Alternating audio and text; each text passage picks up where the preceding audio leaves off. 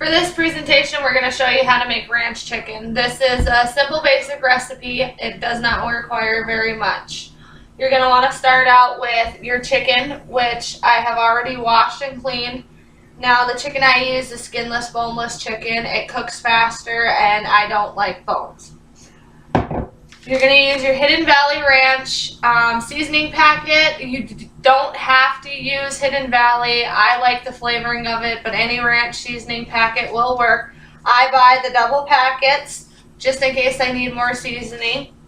You're going to want to have about 1/4 of a cup of water. This will be what you add to the bottom of the chicken as long as you have enough seasoning to mix it with. You're going to have a clean bowl over here, which you'll use to put your seasoning in to coat your chicken, and a paper towel in front of you to dry your chicken. Now, you want to make sure that your chicken is fully patted dry. When I cook, I use a 13 by 9 inch baking pan lined with a baking mat. For the top, you can use tin foil to cover. I like to use just a regular cookie sheet. It allows me to be able to vent and check the chicken without tearing the tin foil off. So now to start, the first thing you're going to want to do is start to dry off your chicken. I have 4 pieces of chicken here, so I will end up using both packets of the seasoning. Now you want to pat them so they're dry enough where there's just a little bit of moisture for it to stick, but not so much that it's not going to coat your chicken properly. Once you get all of these dried and you are ready to add them to your seasoning. Now with the seasoning, you're going to want to start out with just 1 pack at a time, just to make sure that you aren't using or opening more than what you actually need.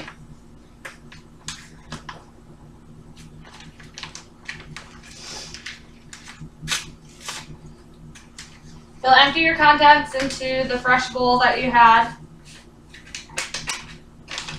And what you're going to do is you basically take your chicken, once you know that it's dry, and you're going to basically just dust it and roll it into the ranch seasoning mixture. Now, you can add any other seasonings if you like. If you like your chicken peppery, you can add pepper to it. I prefer to stick to the ranch. I like the flavor and how juicy it comes out. When you're placing them in the pan, you're going to want to put them about 1 inch apart so that they have enough room to cook and where they're not fully touching one another. This will allow for more of an even cooking. Now, nowhere during this process will you have to turn your chicken over. That is why we add the water to the bottom of the pan with the remainder of the seasoning. It also allows for the juices to mix together with the ranch seasoning, and it adds just a little bit more flavor and keeps your chicken a lot juicier. Now, if you don't have a baking mat, you're more than welcome to use parchment paper. You do want to use something that is non-stick, because with this recipe, it can stick, or the seasoning mix, if it cooks too long, you can burn it to the bottom. Now, once you have your chicken totally coated, as such,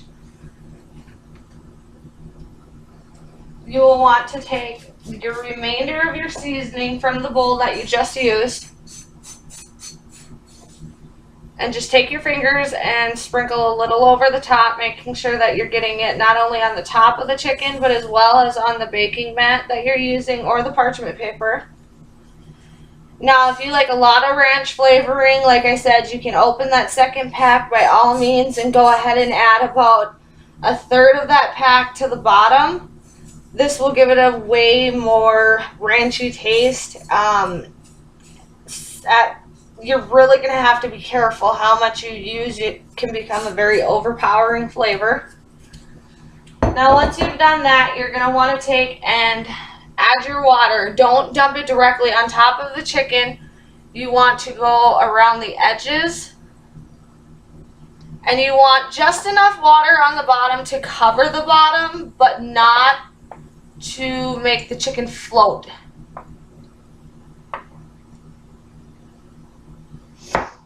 Now once you've got that all done, your oven, you're going to want to preheat to 400 degrees.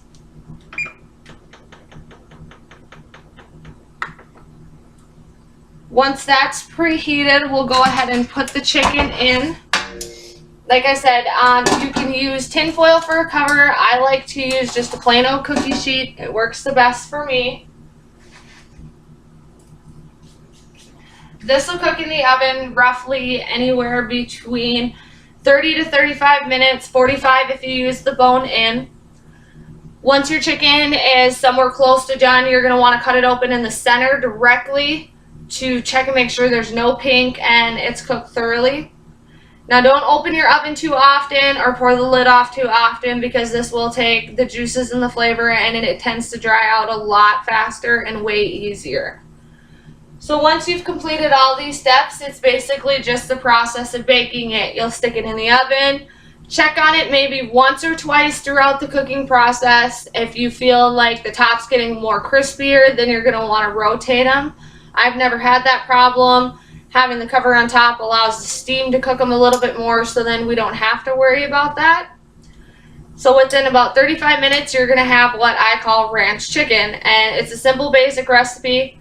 And like I said, basic ingredients, a ranch seasoning packet, 1/4 of a cup of water, and always make sure that you have a non-stick baking mat or parchment paper down on the bottom in order to make sure that your food does not burn. Once everything's done, you can plate it up and serve it with whatever you want. I usually make it with rice. It tends to be a little bit more healthier. So now that the chicken is fully done, we're going to take it out of the oven just to show you what it looks like. I start by taking my cookie sheet off first, just so that I can reach the pan on the bottom without dropping it or burning myself.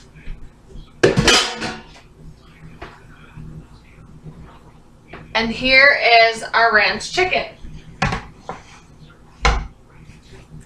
Now the bottom of it still has some moisture on it, which is what you want to see in the bottom of your pan.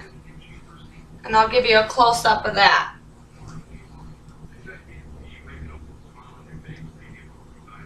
Now as you can see, there will be some liquid that kind of floats around on the bottom. That's a good thing. That'll let you know your chicken is still going to be really juicy.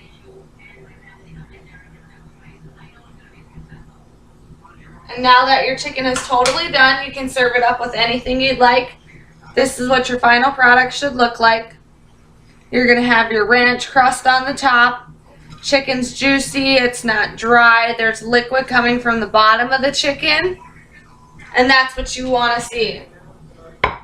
So I hope you guys enjoy this recipe. I hope you guys have a blast making it, and it's something fun and simple to make with your kids as well. So give it a shot, give it a try, and let me know what you think. Thanks.